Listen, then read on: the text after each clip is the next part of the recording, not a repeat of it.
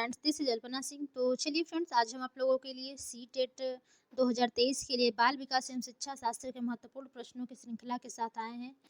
Okay friends, तो आज हम लोग 30 क्वेश्चन फिर से कंप्लीट करेंगे अपने। और देखिए फ्रेंड्स, ये जितने भी हमारे क्वेश्चन हैं ये आपके सभी प्रीवियस ईयर क्वेश्चन पेपर में पूछे गए हैं। ओके फ्रेंड्स, तो जो लोग अभी तक हमारे चैनल को लाइक एवं सब्सक्राइब नहीं किए वो लोग कर दीजिए। हमारा चैनल है @लर्न ओके फ्रेंड्स, चलिए हम लोग सबसे पहले अपने पहला क्वेश्चन की ओर चलते हैं और देखते हैं कि हमारा पहला क्वेश्चन क्या है। तो देखिए फ्रेंड्स, यहाँ पर हमारा पहला क्वेश्चन है। ठीक है, देखिए क्या है कि यद्यपि विकास के क्षेत्रों का कुछ आयामों में परस्पर व्यापन होता है। ठीक है, यद्यपि विकास के क्षेत्रों में कुछ आयामों में परस्पर व्यापन होता है, तथापि निम्नलिखित में से विकास का कौन सा क्षेत्र विशिष्ट रूप से स्वयं एवं दूसरों के बारे में भावनाओं की प्रगति अनुक्रम का अध्ययन करता है। ठीक है, यहाँ पर फ्रेंड्स आपको देखिए बताया है कि जो विकास के क्षेत्र के कुछ आयाम हैं, ठीक है, ये परस्पर व्यापन होता है, या हमें लगता है यहाँ पर व्यापक रहेगा फ्रेंड्स। ठीक है, यहाँ पर ये व्यापन लिखा गया है, यहाँ पर आपका व्यापक होगा। ठीक है, व्यापक होता है।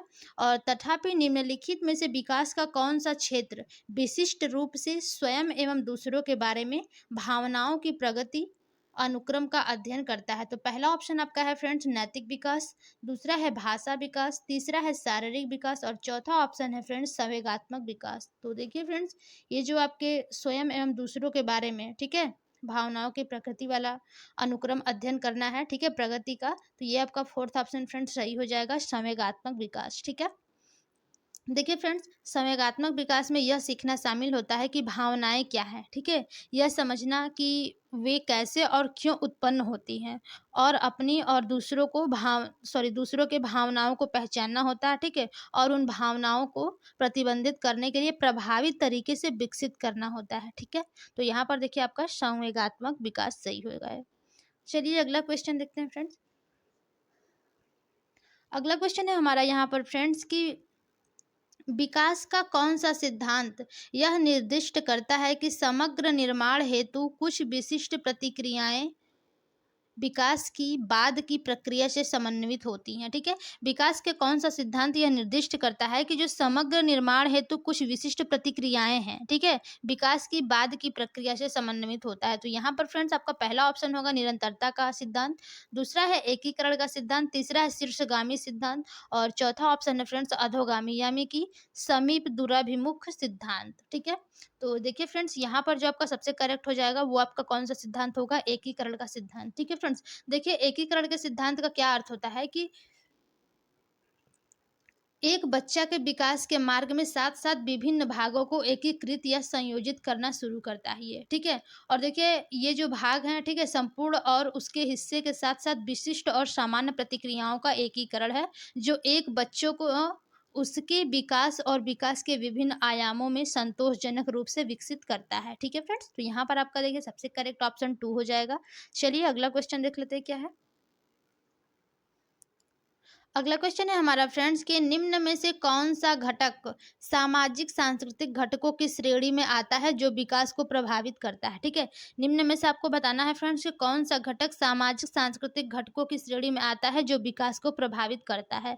तो पहला है आपका स्कूली माहौल, दूसरा है तंत्रिका संबंधी विकार, तीसरा है आपका जैविक प्रवृत्तियां और चौथा है फ्रेंड्स आनुवंशिक बनावट। तो देखिए फ्रेंड्स, इसका जो आपका सबसे करेक्ट ऑप्शन हो जाएगा कि सामाजिक सांस्कृतिक से पूछा है। ठीक है, जो आपके विकास को भी प्रभावित करता है। तो यहाँ पर फ्रेंड्स आपका स्कूली माहौल हो जाएगा, यानी कि देखिए स्कूली माहौल सामाजिक सांस्कृतिक कारक विकास को सामाजिक संदर्भ प्रदान करके प्रभावित करते हैं। ठीक है फ्रेंड्स, यहाँ पर देखिए जो एक बच्चा होता है मिलने वाले विभिन्न सामाजिक सांस्कृतिक परिणाम के द्वारा सीखे जाते हैं। ठीक है, इस प्रकार एक बच्चा एक व्यक्तित्व विकसित करता है जो उसके अनुभवों से प्रभावित होता है। ठीक है, तो यहाँ पर सबसे करेक्ट ऑप्शन क्या हो जाएगा फ्रेंड्स, स्कूली माहौल।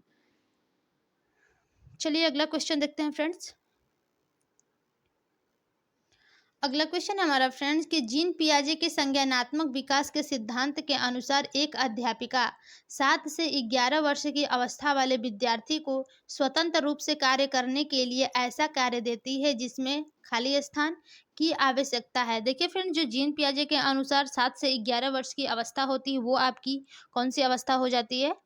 तो देखिए फ्रेंड्स, ये आपकी मूर्त मूर्त संक्रियात्मक अवस्था होती है, ठीक है। पहला होता है संवेदीगामक जो कि 0 से 2 वर्ष तक होता है, ठीक है। और दूसरा आपका कौन-सा होता है? बताइए, किसी को पता है तो कमेंट करिए फ्रेंड्स, किसी को नहीं पता है, ठीक है। चलिए ऑप्शन देखते हैं। पहला ऑप्शन है आपका परिकल्पनात्मक और निगमनात्मक तार्किकता, दूसरा है प्रतिवर्ती चिंतन यानी कि पटलवा, ठीक है। यहाँ पर तो फ्रेंड्स आपके 2 ही ऑप्शन दिए हैं, ठीक है, ऑप्शन ही नहीं है, ऑप्शन यहाँ से कट हो गया है। चलिए तो भी फ्रेंड्स देखिए यहाँ पर जो आपके 2 ही ऑप्शन में से बता दे रहे हैं, ठीक है। इसमें से देखिए आपका यही वाला सही होगा, यही सही ही होगा, बट आपका 2 ऑप्शन इसमें दिए नहीं गए हैं, 2 ही ऑप्शन दिए गए हैं, ठीक है। तो ये आप लोग क्वेश्चन को थोड़ा-सा ध्यान से समझिएगा, ऑप्शन ही नहीं है तो हम ज़्यादा कुछ इसमें समझा नहीं पाएँगे, फिर भी आपको समझा देते हैं फ्रेंड्स। जो आपके ठोस संक्रियात्मक चरण होते हैं, ठीक है, वो 7 से 11 वर्ष जीन पियाजे के संज्ञानात्मक विकास सिद्धांत में तीसरा चरण होता है, ठीक है। आप लोग दूसरा चरण कौन-सा है फ्रेंड्स, ये आप लोग कमेंट ज़रूर करिएगा, ठीक है। चलिए अगला क्वेश्चन देखते हैं। अगला क्वेश्चन है फ्रेंड्स कि जीन पियाजे के संज्ञानात्मक विकास के सिद्धांत के अनुसार किस अवस्था में अधिकांश बच्चे अमूर्त समस्याओं को तार्किक ढंग से हल करने में सक्षम हो जाते हैं, ठीक है। जीन पियाजे के संज्ञानात्मक विकास के सिद्धांत के अनुसार किस अवस्था में अधिकांश बच्चे जो हैं वो अमूर्त समस्याओं को तार्किक ढंग से हल करने में सक्षम हो जाते हैं। पहला है संवेदीगामक अवस्था, दूसरा है पूर्व संक्रियात्मक अवस्था, तीसरा है मूर्त संक्रियात्मक अवस्था और चौथा है फ्रेंड्स आपका औपचारिक संक्रियात्मक अवस्था, ठीक है। तो यहाँ पर देखिए फ्रेंड्स जो आपके यहाँ पर क्या पूछा, अमूर्त समस्याओं को, ठीक है, जो आपको दिखाई ना देता हो तो वो आपके कौन सा हो जाएगा, औपचारिक संक्रियात्मक अवस्था में, ठीक है। ये आपके देखिए फ्रेंड जो पियाजे के अनुसार है औपचारिक संक्रियात्मक काल, ठीक है। ये बच्चों में अमूर्त तर्क और तर्क कौशल का विकास होता है जैसे कि इस काल में होता है। जैसे मान लीजिए आपकी मानसिक क्षमताओं का अधिकतम स्तर पर विकास होता है, ठीक है। और इसमें देखिए जो बच्चों में मेटाकॉग्निशन और प्रॉब्लम सॉल्विंग, ठीक है, स्किल का भी विकास होता है। और इसमें देखिए जो बच्चे के काल्पनिक और निगमनात्मक तर्क होते हैं, इसमें भी तर्क निगमनात्मक तर्क करने में भी वो सक्षम हो जाते हैं, ठीक है। चलिए अगला क्वेश्चन देखते हैं। अगला क्वेश्चन है हमारा फ्रेंड्स यहाँ पर कि नूरी, ठीक है, नूरी इस तर्क हमारे समाज के प्रति कुछ दायित्व है और उस दायित्व के लिए हमें नियमों का पालन करना चाहिए के आधार पर अपनी क्रियाओं का निर्णय लेती है। लॉरेंस कोहल वर्ग के अनुसार नूरी इस समय नैतिक तार्किकता की किस अवस्था में है, ठीक है। तो यहाँ पर देखिए फ्रेंड्स समाज के प्रति दायित्व, ठीक है, तो ध्यान दीजिएगा। तो यहाँ पर पहला है पूर्व अभिसामयिक, दूसरा है आपका अभिसामयिक और तीसरा ऑप्शन है फ्रेंड्स अभिसामयिक पश्चात और चौथा है आपका औपचारिक अभिसामयिक। तो देखिए फ्रेंड्स यहाँ पर जो आपका सबसे करेक्ट ऑप्शन हो जाएगा वो आपका सेकेंड ऑप्शन हो जाएगा, ठीक है, अभिसामयिक यानी कि पारंपरिक, ठीक है, पारंपरिक को ही अभिसामयिक कहा जाता है, ठीक है। यहाँ पर देखिए जो आपके पारंपरिक या फिर अभिसामयिक नैतिकता, ठीक है, सही और गलत से संबंधित समाज के सोचगत स्वीकृति को स्वीकृति की विशेषता है, ठीक है फ्रेंड्स। देखिए इस स्तर पर जो एक व्यक्ति होता है वो नियमों और समाज के मानदंडों का पालन करता है, ठीक है, भले ही आज्ञाकारिता या अवज्ञा का कोई परिणाम न हो, लेकिन वो अपना मानदंडों और समाज के नियमों का पालन करता है, ठीक है। तो यहाँ पर आपका क्या हो जाएगा, पारंपरिक यानी कि अभिसामयिक। चलिए यहाँ पर देखिए सेकंड ऑप्शन सही था। अगला क्वेश्चन देख लेते हैं फ्रेंड्स हमारा क्या है। अगला क्वेश्चन है फ्रेंड्स हमारा यहाँ पर कि एक अध्यापिका विद्यार्थियों को ऐसा प्रदत्त कार्य देती है जिसमें परिवार के सदस्यों के साथ चर्चा करना महत्वपूर्ण रूप से शामिल है, ठीक है। एक जो अध्यापिका है वो विद्यार्थियों को एक ऐसा प्रदत्त कार्य देती है जिसमें परिवार के सदस्यों के साथ चर्चा करना महत्वपूर्ण रूप से शामिल है, ठीक है। लेव वाइगोत्स्की के सिद्धांत के अनुसार उस अध्यापिका का मत है कि बच्चों के संज्ञानात्मक विकास में खाली स्थान की महत्वपूर्ण भूमिका हो। पहला है अनुकरण, दूसरा ऑप्शन है जैविकीय परिपक्वता, तीसरा है पदानुक्रम और चौथा है फ्रेंड्स सामाजिक अंतःक्रिया। तो यहाँ पर देखिए फ्रेंड्स सबसे जो आपका करेक्ट ऑप्शन हो जाता है वो आपका क्या हो जाएगा, सामाजिक अंतःक्रिया, ठीक है, सामाजिक अंतःक्रिया। देखिए फ्रेंड्स जो बाल विकास के बारे में आपकी वाइगोत्स्की हैं, ठीक है, उनका मानना है कि सामाजिक सांस्कृतिक सिद्धांत कहलाता है कि संज्ञानात्मक विकास सामाजिक अंतःक्रियाओं के परिणाम स्वरूप होता है। तो यहाँ पर आपका सबसे करेक्ट ऑप्शन क्या हो जाएगा, सामाजिक अंतःक्रिया, ठीक है। चलिए अगला क्वेश्चन देख लेते हैं। सॉरी फ्रेंड्स, यहाँ पर अगला क्वेश्चन नहीं दिया, केवल ऑप्शन दिया है, तो हम लोग इस क्वेश्चन को छोड़ देते हैं, अगला क्वेश्चन की ओर चलते हैं। ठीक है, यहाँ पर देखिए हमारा अगला क्वेश्चन है कि लेव वाइगोत्स्की का मत है कि उच्चतर क्रम की मानसिक प्रक्रियाएं खाली स्थान के द्वारा सम्मिलित होती है। ठीक है, लेव वाइगोत्स्की के अनुसार फ्रेंड्स आपको बताना है कि उच्चतर क्रम की मानसिक प्रक्रियाएं किसके द्वारा सम्मिलित होती हैं। पहला है आपका मनोवैज्ञानिक उपकरण, दूसरा है पुरस्कार एवं दंड। देखिए फ्रेंड्स, यहाँ पर पुरस्कार और दंड तो होगा नहीं। ठीक है, तीसरा है अनुकूलन, चौथा है कंठस्थीकरण। कंठस्थीकरण भी बिल्कुल नहीं होगा, मनोवैज्ञानिक उपकरण भी नहीं होगा, तो अब बचा कौन सा आपका फ्रेंड्स, अनुकूलन। सॉरी फ्रेंड्स, यहाँ पर मनोवैज्ञानिक उपकरण, देखिए अनुकूलन इसमें नहीं होगा। अनुकूलन किसमें होता है, जीन पियाजे के सिद्धांतों में होता है। ठीक है, कंठस्थीकरण भी नहीं है, पुरस्कार दंड, यहाँ पर आपका मनोवैज्ञानिक उपकरण ही सही हो जाएगा। चलिए फ्रेंड्स, तो देखिए यहाँ पर सबसे जो पहला ऑप्शन है यही आपका करेक्ट हो जाएगा कि लेव वाइगोत्स्की का मत है कि उच्चतर क्रम की मानसिक प्रक्रियाएं मनोवैज्ञानिक उपकरण के द्वारा सम्मिलित होती हैं। ठीक है फ्रेंड्स, चलिए अगला क्वेश्चन देखते हैं हमारा क्या है।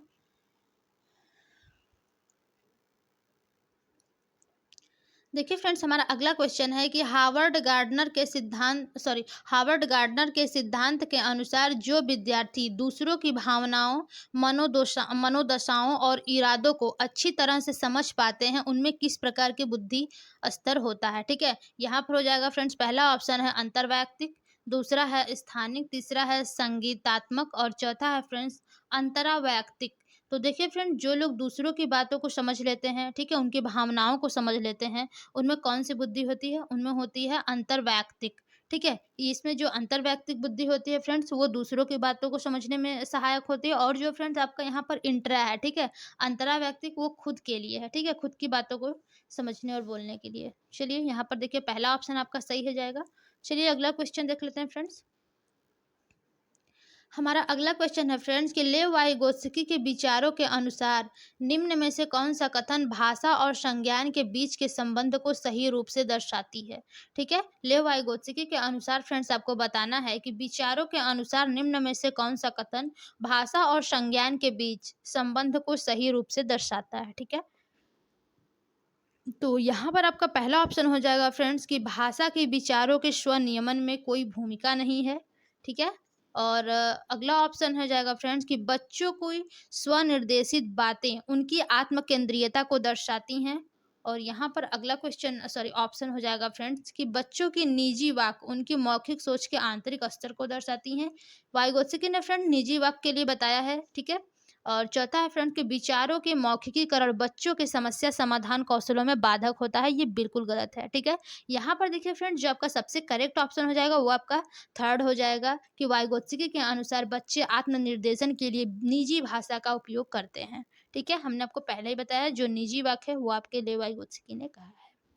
तो चलिए फ्रेंड्स अगला क्वेश्चन कहते हैं, देखते हैं क्या है। अगला क्वेश्चन है फ्रेंड्स कि लड़के हमेशा विज्ञान में अच्छे होते हैं और लड़कियां गायन में, यह कथन क्या दर्शाता है।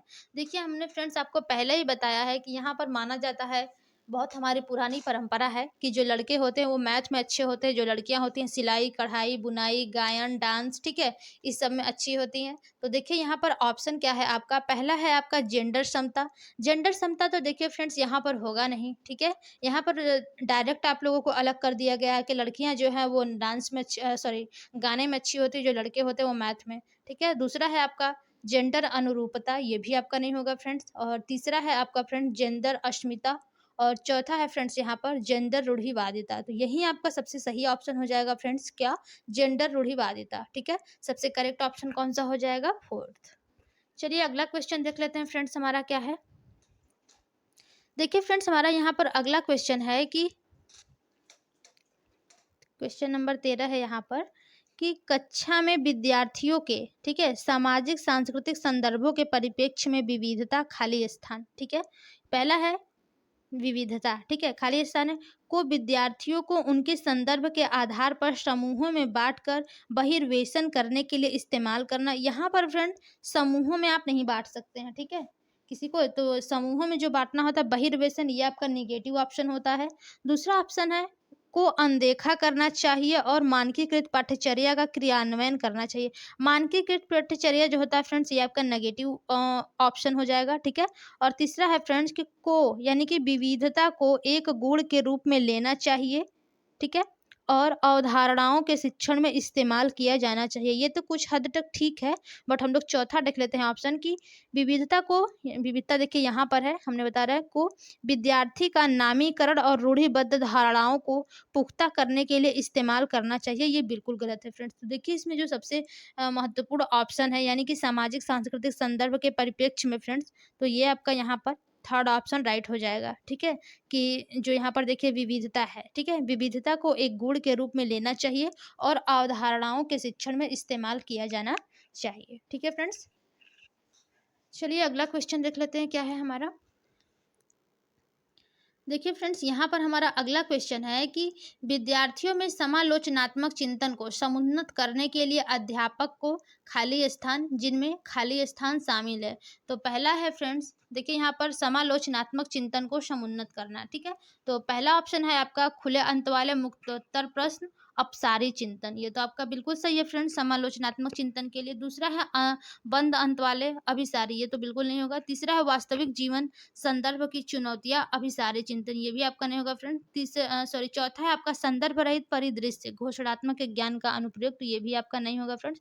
सबसे जो करेक्ट ऑप्शन इसका हो जाएगा ये आपका 1 हो जाएगा कि खुले अंत वाले यानी कि मुक्तोत्तर प्रश्न और इसको क्या बोलते हैं अपसारी चिंतन, तो यही आपका देखिए फ्रेंड्स सबसे करेक्ट ऑप्शन हो जाएगा। चलिए अगला क्वेश्चन देखते हैं क्या है। अगला क्वेश्चन है फ्रेंड्स हमारा यहाँ पर कि रचनात्मक आकलन किस प्रकार किया जाना चाहिए, ठीक है।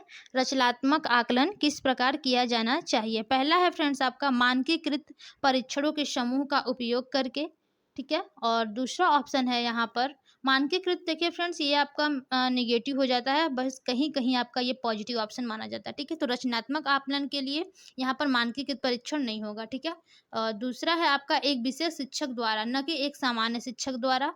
और तीसरा ऑप्शन है फ्रेंड्स यहाँ पर कि नियमित रूप से विद्यार्थियों के सहयोग के साथ, यहाँ पर देखिए फ्रेंड्स सहयोग है तो ये आपका पॉजिटिव होता है। यहाँ पर देखिए फोर्थ ऑप्शन में केवल है तो ये तो पहले ही निगेटिव हो जाएगा, ठीक है। तो यहाँ पर देखिए जो सबसे महत्वपूर्ण ऑप्शन था फ्रेंड्स यहाँ पर थर्ड ही होगा, ठीक है। कि निर्माणात्मक और रचनात्मक मूल्यांकन सीखने की लगातार एवं एक व्यवस्थित प्रक्रिया है, ठीक है। यहाँ पर देखिए आपका सबसे करेक्ट ऑप्शन जो है वो थर्ड हो जाएगा।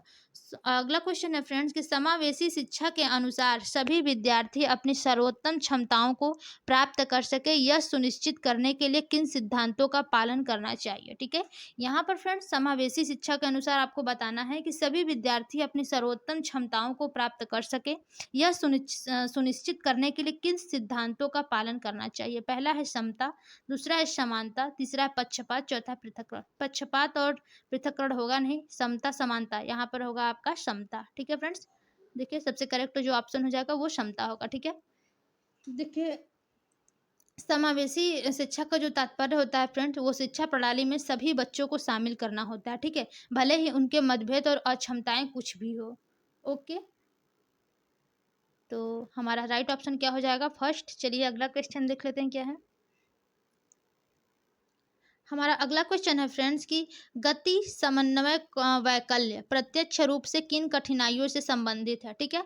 गति समन्वय वैकल्य प्रत्यक्ष रूप से किस कठिनाइयों से संबंधित है। पहला ऑप्शन है फ्रेंड्स पाठ विषय, ठीक है, वस्तु पढ़ाने से या फिर पाठ या फिर विषय वस्तु पढ़ाने से। दूसरा हो जाएगा आपका तथ्यों को याद करने से, बिल्कुल नहीं होगा ये दोनों ही फ्रेंड। तीसरा है आपका शारीरिक अंगों के समन्वय से, चौथा है अंकों के प्राकलन से। तो यहाँ पर देखिए फ्रेंड जो गति समन्वय वैकल्य होता है ये आपका शारीरिक अंगों के समन्वय से संबंधित होता है, ठीक है। इसे क्या बोलते हैं हम लोग डिस्प्रैक्सिया, ठीक है। चलिए अगला क्वेश्चन देखते हैं फ्रेंड्स। अगला क्वेश्चन देखिए फ्रेंड्स यहाँ पर आपके कथन और कारक वाले क्वेश्चंस हैं, ठीक है। तो सबसे पहले हम लोग देखेंगे अभिकथन ए क्या कहता है। देखिए सभी विद्यार्थियों के समावेशन को सुनिश्चित करने के लिए कक्षा में ज्ञान के प्रतिनिधित्व के विविध प्रकारों का इस्तेमाल किया जाना चाहिए। ये तो फ्रेंड्स देखिए आपका बिल्कुल सही है कि सभी विद्यार्थियों के समावेशन के लिए, ठीक है, सुनिश्चित करें कि कक्षा में ज्ञान के प्रतिनिधित्व के विविध प्रकारों का इस्तेमाल किया जाना चाहिए। तो ये तो आपका बिल्कुल सही है। और देखिए तर्क आपका क्या है कि समावेशन की अवधारणा में अधिगम अक्षमता वाले बच्चे तो शामिल हैं, परंतु इसमें भावात्मक कठिनाई से जूझ रहे बच्चे शामिल नहीं हैं। ऐसा बिल्कुल नहीं है फ्रेंड, जो समावेशन की अवधारणा होती है इसमें देखिए सभी प्रकार के बच्चे सम्मिलित होते हैं, ठीक है? ऐसा नहीं है कि जो भावात्मक रूप से कठिनाई से जूझ रहे हैं वो शामिल नहीं है, जो प्रतिभाशाली है वो शामिल है। देखिए फ्रेंड, जो समावेशी क्लास होता है उसमें सभी प्रकार के बच्चे शामिल होते हैं, ठीक है? तो यहाँ पर देखिए जो आपका ए है फ्रेंड्स वो तो सही हो जाएगा, बट जो आपका आर है वो गलत हो जाएगा, ठीक है? तो ऑप्शन देखिए क्या है? ऑप्शन देखिए फ्रेंड्स, पहला है यहाँ पर कि ए और आर दोनों सही है और जो आर है वो ए की सही व्याख्या करता है, बिल्कुल नहीं। दूसरा ऑप्शन है ए और आर दोनों सही है लेकिन आर ए की व्याख्या नहीं करता, ये भी गलत है। तीसरा है फ्रेंड, ए सही है और आर गलत है, तो बिल्कुल सही यही होगा, ठीक है? ए सही है और आर गलत है। Third option is the right. चलिए अगला क्वेश्चन देखते हैं फ्रेंड्स। अगला क्वेश्चन है फ्रेंड्स यहाँ पर कि यद्यपि ऑटिज्म, ठीक है, ऑटिज्म की स्थिति में यथेष्ट रूप से भिन्न भिन्न होती है, तथापि ऑटिज्म ग्रसित विद्यार्थी प्रायः किसमें अच्छे होते हैं? जो ऑटिज्म से ग्रसित विद्यार्थी होते हैं, ठीक है, वो किसमें अच्छे होते हैं? पहला है आपका फ्रेंड्स, लंबे समय तक आंख से संपर्क बनाए रखने में। दूसरा है अपरिचितों के साथ संप्रेषण में। तीसरा है दिनचर्या में बार बार आने वाले परिवर्तनों के प्रति समंजन से। चौथा है फ्रेंड्स, विस्तृत तथ्यात्मक जानकारी को याद रख पाने में। तो देखिए फ्रेंड, जो ऑटिज्म से ग्रसित होते हैं वो सबसे अच्छे आपके फोर्थ ऑप्शन में है कि विस्तृत तथ्यात्मक जानकारी को याद रख पाने में वो हो जाते हैं, ठीक है? यहाँ पर देखिए फ्रेंड्स, ऑटिज्म है इसलिए यहाँ पर याद रख पाने यानी कि याद करने से ये आपका ऑप्शन जो है वो सही हो जाता है, ठीक है? चौथा सॉरी अगला क्वेश्चन है फ्रेंड कि सृजनात्मक बच्चों की एक पहचान विशेषता यह है कि जो आपके सृजनात्मक बच्चे हैं उनकी एक पहचान विशेषता यह है कि पहला ऑप्शन है फ्रेंड्स यहाँ पर, वे मानदंडों के अनुरूप ही कार्य करते हैं, ठीक है? और दूसरा है वे दूसरों की नकल करना पसंद करते हैं। वे तीसरा है कि वे स्वतंत्र रूप से सोचते हैं और चौथा है उनकी ध्यान अवधि में कम होते हैं। तो देखिए फ्रेंड्स, जो आपके सृजनशील बच्चे होते हैं, ठीक है, रचनात्मक बच्चे होते हैं, वो स्वतंत्र रूप से सोचते हैं, ठीक है? चलिए अगला क्वेश्चन देख लेते हैं क्या है फ्रेंड्स यहाँ पर हमारा। तो देखिए फ्रेंड्स, यहाँ पर हमारा जो अगला क्वेश्चन है वो है यहाँ पर कि बच्चों के सम्मुख विचार बिंदु प्रस्तुत करते समय सही क्रम खाली स्थान की ओर होना चाहिए, ठीक है? जो बच्चों के सम्मुख विचार बिंदु प्रस्तुत करते समय जो सही क्रम है वो किस ओर से होने चाहिए? पहला ऑप्शन है जटिल से सरल। दूसरा है सामान्य से विशिष्ट। चौथा है तीसरा है आपका अमूर्त से मूर्त। और चौथा है फ्रेंड सांकेतिक से अनुप्रतीकात्मक, ठीक है? तो यहाँ पर देखिए फ्रेंड, जो सबसे करेक्ट ऑप्शन होता है वो जो बच्चे का सही क्रम होता है, ठीक है, वो आपका क्या होता है, सामान्य से विशिष्ट, ठीक है? सामान्य चीज़ों से लेकर के उसे विशिष्टता तक लेकर जाना। यहाँ पर देखिए जो फ्रेंड, अगर यहाँ पे ऑप्शन मूर्त से अमूर्त होता तो ये बिल्कुल सही हो जाता, लेकिन आप अमूर्त से मूर्त की ओर गए तो ये आपका गलत हो जाएगा, ठीक है? तो आपका जो सबसे करेक्ट ऑप्शन है ऑप्शन 2 इज द राइट। चलिए अगला क्वेश्चन देखते हैं फ्रेंड्स हमारा क्या है। यहाँ पर देखिए फ्रेंड्स, अगला क्वेश्चन है कि एक अध्यापिका विद्यार्थियों द्वारा सृजित ज्ञान की समझ और स्मृति को बल देना चाहती है, इस उद्देश्य के लिए कौन सी युक्ति प्रभावशाली नहीं होगी? फ्रेंड्स ध्यान से देखिएगा, यहाँ पर आपसे नॉट वाले क्वेश्चन पूछे गए हैं, ठीक है? कि जो अध्यापिका है वो विद्यार्थी द्वारा सृजित ज्ञान की समझ और स्मृति को बल देना चाहती है, ठीक है? इसके लिए इस उद्देश्य के लिए, ठीक है, इसके लिए उद्देश्य जो है वो कौन सी युक्ति प्रभावशाली नहीं होगी? पहला है रूपांतरण का सृजन, ठीक है, ये तो आपका होना चाहिए फ्रेंड्स। दूसरा है पहले की जानकारी को नए प्रश्न के लिए प्रयुक्त करना, बिल्कुल सही है फ्रेंड्स, यहाँ पर आपके पूर्व ज्ञान को जोड़ रहा है, ठीक है, तो ये आपका ऑप्शन सही हो जाएगा। तीसरा है फ्रेंड्स उपधारणाओं के मध्य संबद्धता को कार्यान्वित करना, बिल्कुल सही है फ्रेंड, जो आपके उप अवधारणाएं हैं उनके मध्य संबद्धता को कार्यान्वित करना, ये बिल्कुल होना चाहिए। और जो अगला ऑप्शन है फ्रेंड्स अप्रासंगिक, ठीक है, अप्रासंगिक जानकारी को प्रासंगिक जानकारी के साथ सुमेलित करना, ये आपका फ्रेंड्स देखिए यहाँ पर नहीं होगा। तो आपसे देखिए फ्रेंड नॉट वाले क्वेश्चन पूछे हैं, नहीं, यानी कि जो गलत है वही सही होगा, तो ये आपका गलत है इसलिए यही आपका सही होगा, ठीक है? चलिए क्वेश्चन देखते हैं अगला। यहाँ पर देखिए फ्रेंड्स, आपके कथन और कारण वाले क्वेश्चन है। तो सबसे पहले हम लोग कथन देखेंगे क्या है।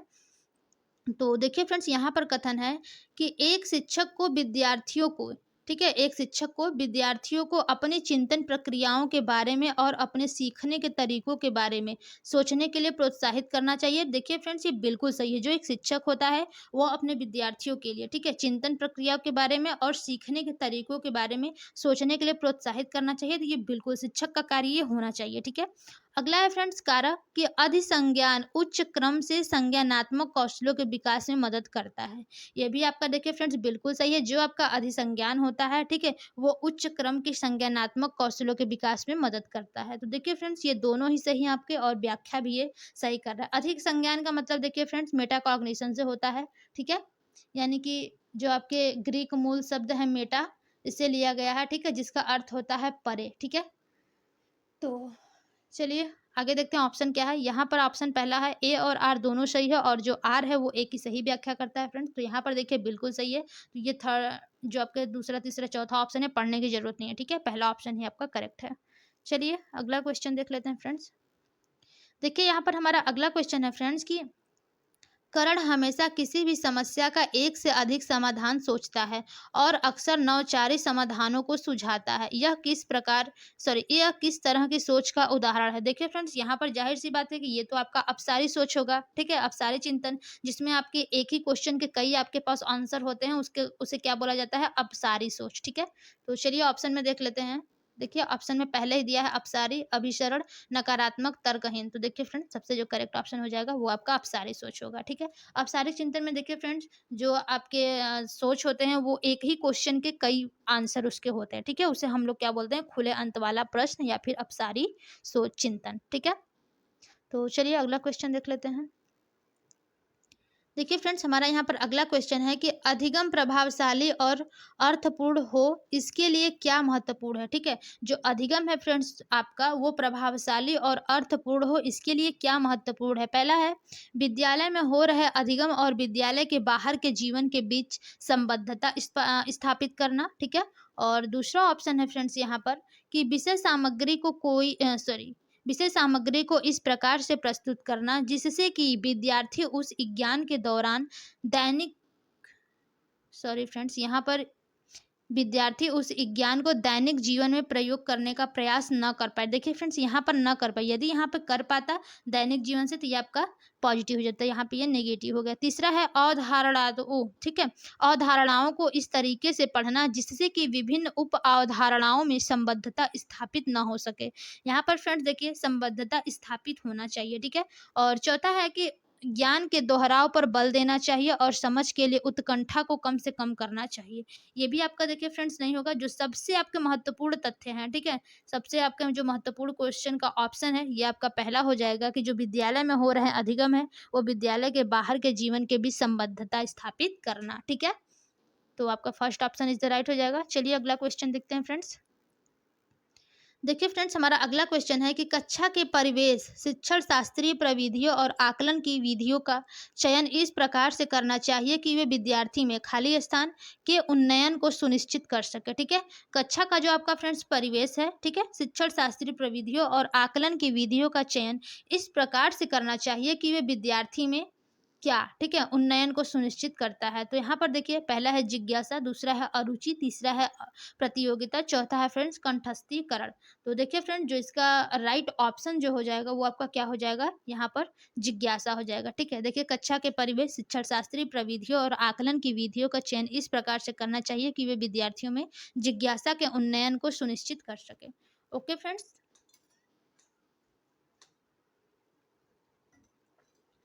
चलिए अब हम लोग अपने अगले क्वेश्चन की तरफ चलते हैं। देखिए फ्रेंड्स, हमारा यहाँ पर अगला क्वेश्चन है कि विद्यार्थियों द्वारा की गई त्रुटियों को सुलझाने के लिए निम्नलिखित में से शिक्षक द्वारा अपनाया गया कौन सा तरीका सही नहीं है।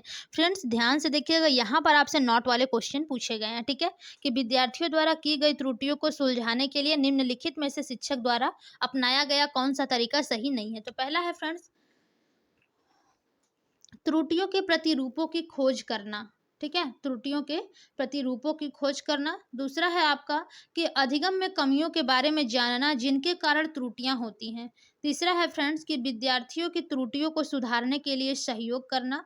और चौथा है कि विद्यार्थियों के साथ चर्चा किए बिना सही उत्तर बताना। तो देखिए फ्रेंड्स, यही आपका गलत है कि चर्चा किए बिना ही आप सही उत्तर बता देंगे फ्रेंड्सों को, तो अपने स्टूडेंट को, ठीक है, तो आपका ये सही नहीं माना जाएगा। तो ये आपका देखिए फ्रेंड्स, पूछा ही आपसे नॉट, यानी कि गलत वाला ऑप्शन है, तो जो आपका गलत है वही आपका सही हो जाएगा। ठीक है, क्योंकि देखिए फ्रेंड्स, यहाँ पर नॉट पूछा गया है। ठीक है, चलिए अगला क्वेश्चन देखते हैं।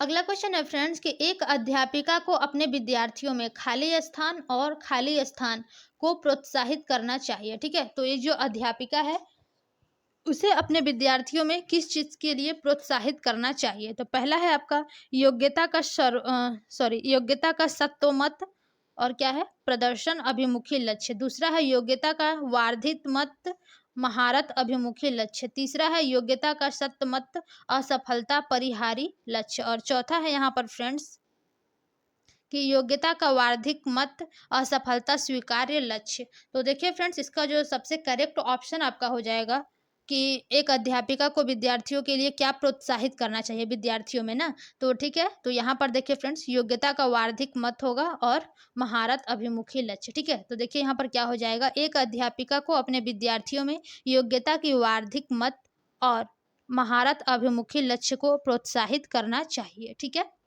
चलिए अगला क्वेश्चन देखते हैं। अगला क्वेश्चन है फ्रेंड्स हमारा यहाँ पर कि भावनाओं और संज्ञान के संदर्भ में निम्नलिखित में से कौन सा सही है। ठीक है, भावनाओं और संज्ञान के संदर्भ में निम्नलिखित में से कौन सा सही है। तो यहाँ पर पहला ऑप्शन है फ्रेंड्स, अत्यधिक दबाव समस्याओं को सुलझाने के कौशलों को बढ़ावा देता है।